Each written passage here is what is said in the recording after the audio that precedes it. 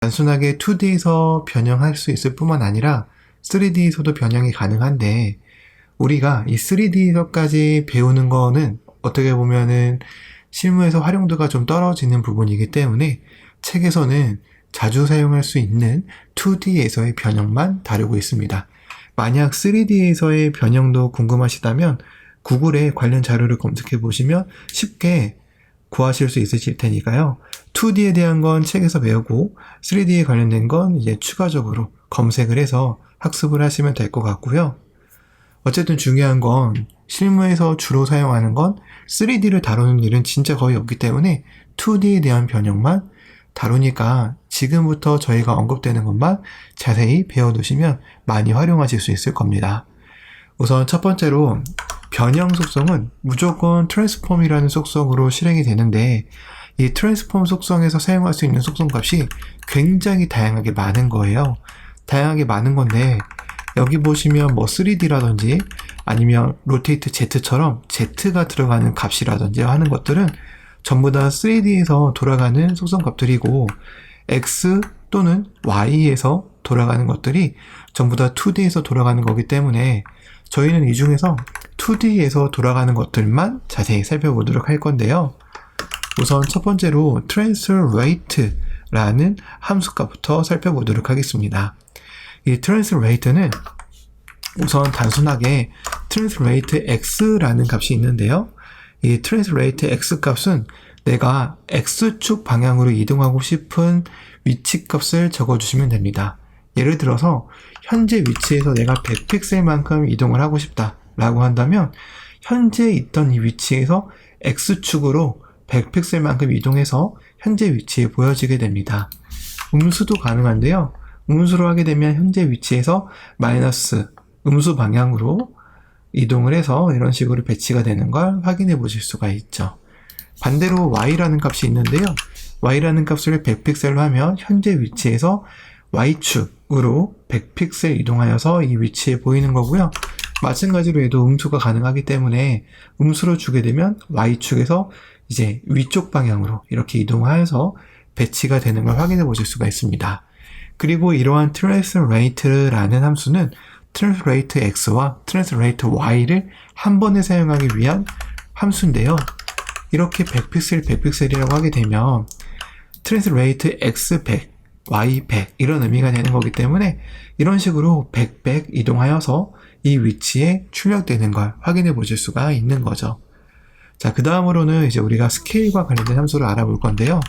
스케일도 스케일 x와 y, z가 있는데 z는 3D고 x부터 알아보면 이 스케일 같은 경우는 내가 이제 확대하고 싶은 그 확대 배율을 적어주는 거기 때문에 이런 식으로 내가 만약에 현재 요소에서 한 2배 정도 확대를 하고 싶다 라고 한다면 스케일 x라고 이렇게 적어주시면 됩니다. 그러면 보시는 것처럼 현재 이 요소에서 2배가 확대된 걸 확인해 보실 수가 있는데요.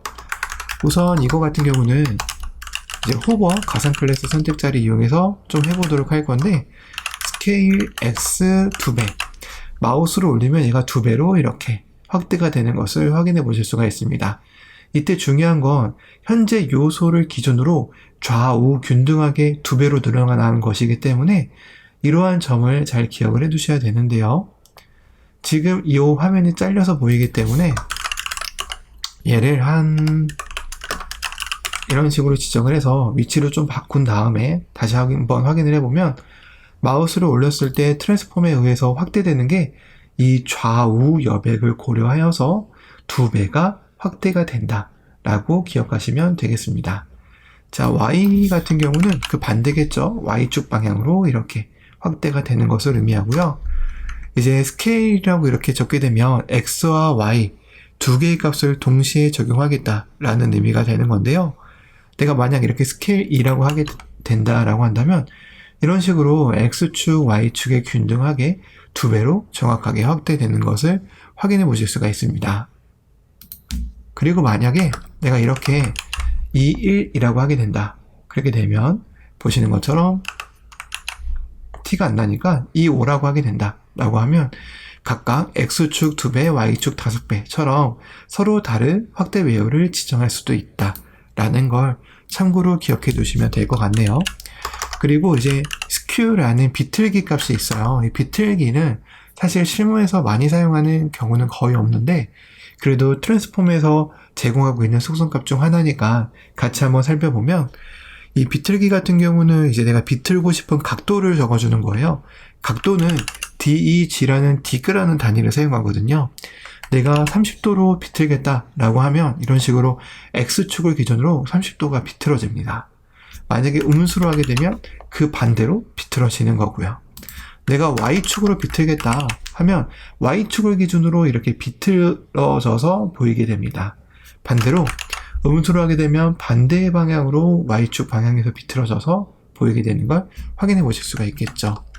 스큐는 X와 Y를 동시에 쓰는 거기 때문에 내가 이렇게 한다. 그럼 X축으로는 30도, Y축으로는 50도를 비틀겠다. 이런 의미가 되는 거기 때문에 이런 식으로 비틀어지는데 사실 이 비튼다는 것 자체가 2D에서 직관적으로 보이는 부분은 아니기 때문에 아무래도 실무에서 활용도는 좀 떨어지는 이제 변형 속성 값이다 라고 이해하시면 될 것 같네요. 그리고 로테이트가 있는데요. 이 로테이트도 이렇게 보시면 X축, Y축, 그 다음에 Z축 뭐 이렇게 3D 다룰 수가 있는데 2D에서는 X축, Y축만 알면 되거든요. 내가 X축으로 30도 돌리고 싶어. 그러면 이런 식으로 X축 방향으로 30도 돌아가는 겁니다. 얘도 아무리 2D지만 로테이트라는 관점에서는 약간 3D적인 차원의 해석이 필요해요. 그래서 보시면은 얘를 한 40도 돌렸다. 이렇게 X축 방향으로 이렇게 40도 돌아가는 거예요. 그러니까 이 가로에 선이 있다고 가정을 하고 이 선을 기준으로 이렇게 휙 돌리는 거예요.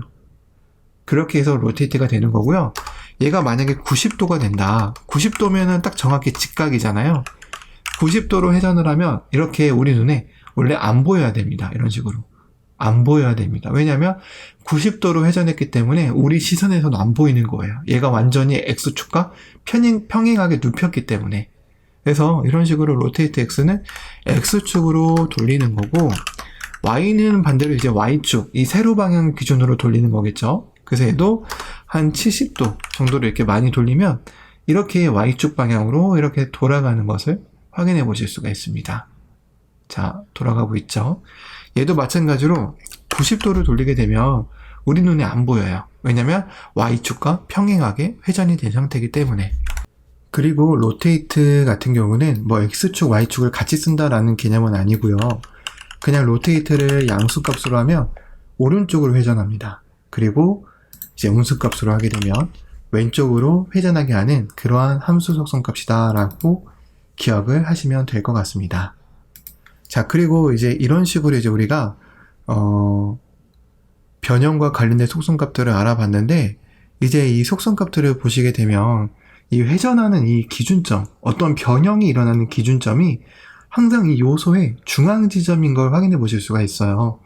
그래서 얘가 이제 이런 식으로 그냥 원래 있던 위치를 기준으로 마치 중앙에 핀이 꽂혀 있으면 이 중앙에 꽂혀져 있는 핀을 기준으로 회전을 하는 것 같은 그런 느낌으로 이제 작동을 하거든요.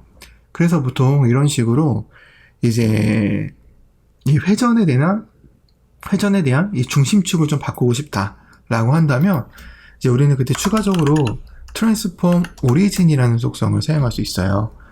이 트랜스폼 오리진 속성을 사용하면 이제 변형이 일어나는 그 변형의 기준점을 바꿀 수가 있습니다.